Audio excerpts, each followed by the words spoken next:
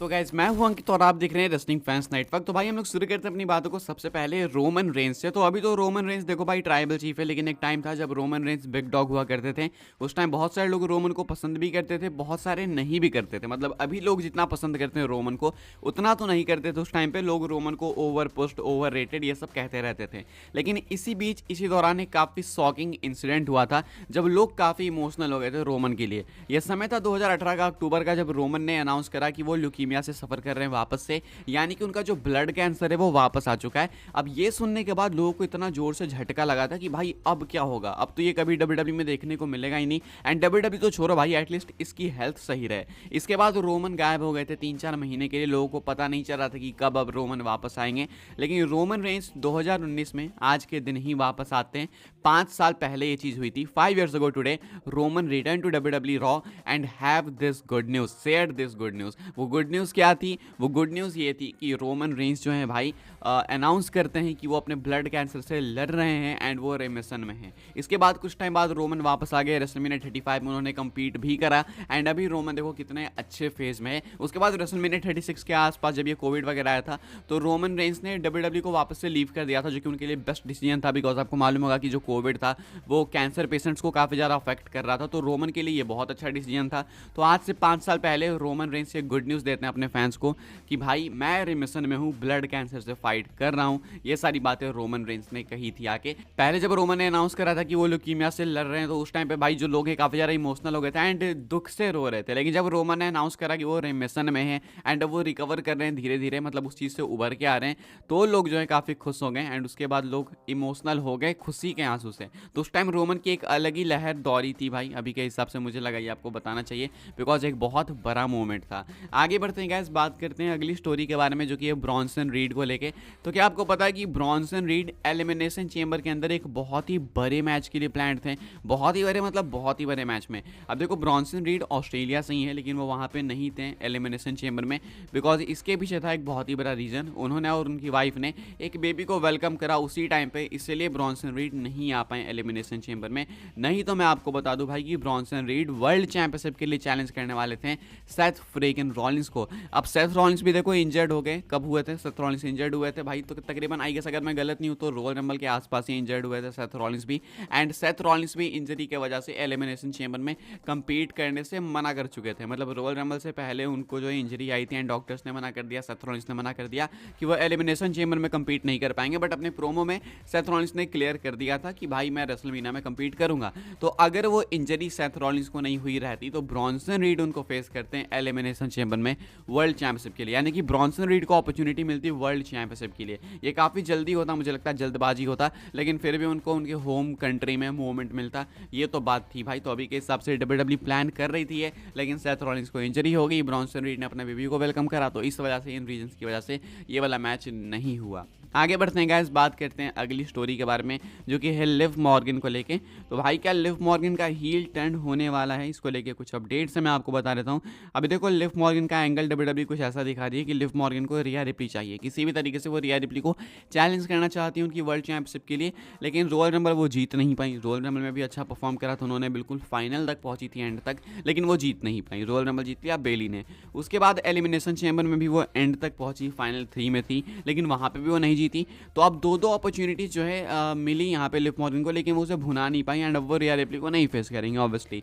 लेकिन Liv Morgan ने multiple ऐसे सेगमेंट्स में, मल्टीपल अपने प्रोमोस में कह रखा है कि मैं किसी भी कंडीशन में रिया रिप्ली तक पहुंचूंगी, यही इनका मेन एम है। बस इन्होंने अपनी लाइफ डेडिकेट कर दी है इस चीज़ पे। तो अब माना जा रहा है कि लिव मॉर्गन अपना हील टर्न करेंगी, स्पेशली एलिमिनेशन चेंबर में जब उन्होंने टिफनी को पिन करा तो उनको बहुत ही भयंकर बूज मिले थे, बहुत ही भयंकर, लोग बुलसेट चिल्ला रहे थे। तो ऐसे में लिव मॉर्गन को ये एंगल डब्ल्यूडब्ल्यू यूज़ करके हील बना सकती है, माना यही जा रहा अभी के हिसाब से। बिकॉज कुछ अगर आप एंटिक्स देखोगे ना लिव मॉर्गन के तो देख के लगता है इनका एटीट्यूड हल्का हल्का कि ये कैरेक्टर ट्रांजिशन में है। ऐसा नहीं कि प्योर बेबी फेस है वो, ना ही प्योर हील है ना ही प्योर बेबी फेस है, अभी वो ट्रांजिशनल पीरियड के अंदर है एंड अभी यहाँ से इनका हील टर्न आपको होते हुए देखने को मिलेगा। तो मोस्ट लाइकली लिव मॉर्गन आपको रेसलमेनिया के आसपास ही हील बनते हुए दिखेंगी, या फिर अगर रेसलमेनिया के आसपास थी तो तुरंत रॉ आफ्टर मीनिया या स्मैकडाउन आफ्टर मीनिया, जो भी जहाँ भी कह लो भाई, जो भी स्मैकडाउन के मतलब रेसलमेनिया के बाद का अगला शो होगा जो कि रॉ ही होगा, वहीं पे लिव मॉर्गन, तो वहीं पे आपको हील टर्न होते हुए दिखेगा मोस्ट लाइकली। तो अभी के हिसाब से ये कुछ अपडेट है कि इनका हील टर्न आपको बहुत ही जल्दी देखने को मिल सकता है।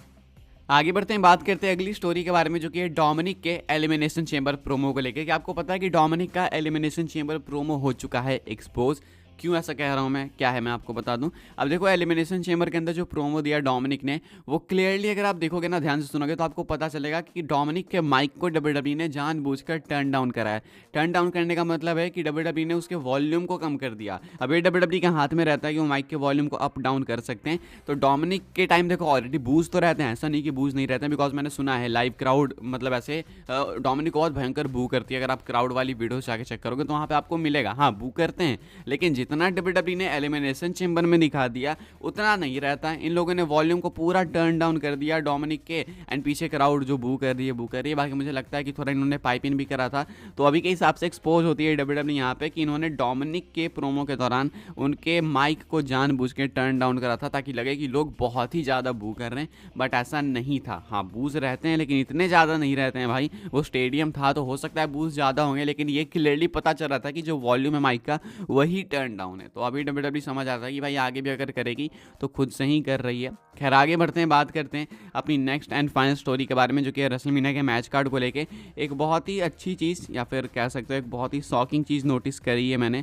नोटिस क्या है ये, बस अच्छी चीज़ तो ये चैलेंजर्स के लिए, चैंपियंस के लिए बिल्कुल भी नहीं। और नोटिस क्या करा है मैंने, वो ये है ना कि अभी के हिसाब से रेसलमेनिया के लिए जितने भी मैचेस अनाउंस हुए, 4 मैचेस ऑफिशियली कंफर्म्ड है, ये लॉक्ड हो गए। तो ये जितने भी मैचेस हैं ना भाई, इसमें चैलेंजर्स मैच जीतेंगे एंड चैंपियंस हारेंगे। ये 4 मैचेस कौन है?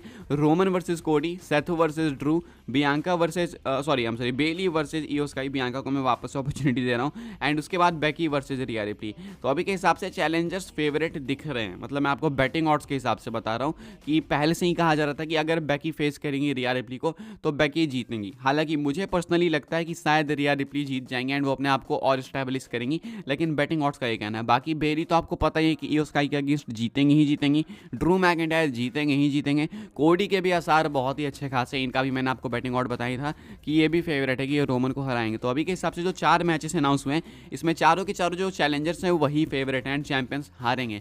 तो अब मेरा क्वेश्चन है कि क्या रेसलमेनिया में सारे ही टाइटल्स हैंड चेंज कर लेंगे? बिकॉज भाई सारे टाइटल का हैंड चेंज करना ये एक बहुत ही यूनिक एक्सपीरियंस होगा, बिकॉज हमेशा ये नहीं होता है। एंड अगर सारे के सारे चैंपियंस चेंज हो जाएंगे भाई, तो रेसलमेनिया के बाद का लैंडस्केप तो बिल्कुल ही बदल जाएगा। बेकी नई विमेंस वर्ल्ड चैंपियन, बेली नई विमेंस चैंपियन, ड्रू मैकिंटायर नए world champion, and Cody Rhodes new undisputed world champion, undisputed WWE universal champion. तो ये अभी लाइकली लग रहा है। अभी देखो रिया रिप्ली वाला मैच थोड़ा ज़्यादा अनप्रेडिक्टेबल है, अभी के हिसाब से ये कुछ बताया जा रहा है कि चैलेंजर्स ज़्यादा फेवरेट हैं एंड नए चैंपियंस हमें देखने को मिल सकते हैं रेसलमेनिया 40 के अंदर। क्या आप लोग ये सारी चीज़ देखना चाहते हो? कमेंट करके बताना, या फिर आप किस चैंपियन को चाहते हो कि वो रिटेन करे रेसलमेनिया के अंदर, ये भी कमेंट करके बताना। वीडियो पसंद आए तो वीडियो को लाइक करें, शेयर करें, सब्सक्राइब करें, चैनल को फॉलो कर सकते हैं मुझे इंस्टाग्राम एंड ट्विटर पर, लिंक आपको मिल जाएगी डिस्क्रिप्शन में। ज्वाइन कर सकते हैं व्हाट्सएप चैनल को, उसके भी लिंक है डिस्क्रिप्शन में। मिलता है नेक्स्ट ऑफर काफ़ी इंटरेस्टिंग।